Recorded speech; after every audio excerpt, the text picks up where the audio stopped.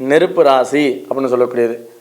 அதாவது பார்த்திங்கன்னா மேச ராசி, சிம்ம ராசி, தனுசு ராசி, இந்த மூணுமே நெருப்பு ராசி அப்படின்னு சொல்கிறோம்.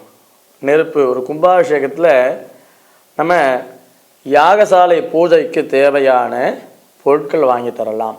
வசதி வாய்ப்பு இருந்தால் நம்மளால் முடிஞ்சது யாகசாலையில் அக்னியில் சுவாமிக்கு நம்ம சேர்க்கக்கூடிய பொருட்கள்லாம் வாங்கி தரலாம். 108 ஹோம திரவியங்கள் வாங்கி தரலாம்.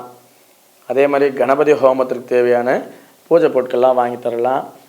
இதெல்லாம் அக்னியில் செய்யக்கூடிய விஷயமா இருக்கும். அப்போது கற்பூரம், ஊதுபத்தி இதெல்லாம் நம்ம அந்த இடத்துல யாகசாலைக்கு வாங்கி கொடுத்து இந்த கும்பாபிஷேக யாக வேள்வி ஆரம்பிக்கிறதுலேருந்து கும்பாபிஷேகம் முடிஞ்சு தீபாராதனை காட்டுற வரைக்கும் அந்த பூஜையில் கலந்துக்கிட்டால் போதுமானதுங்க. அவங்க நிறைய கோயில்கள் போக முடியலன்னா கூட அந்த பலன்கள் நிச்சயமாக அவங்களுக்கு உண்டு. யாருக்கு?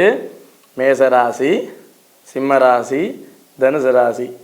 ஸோ நெருப்பு அப்படின்னு சொல்லக்கூடிய விஷயத்தில் ஒரு கோயிலில் போனால் விளக்கேற்றுறது,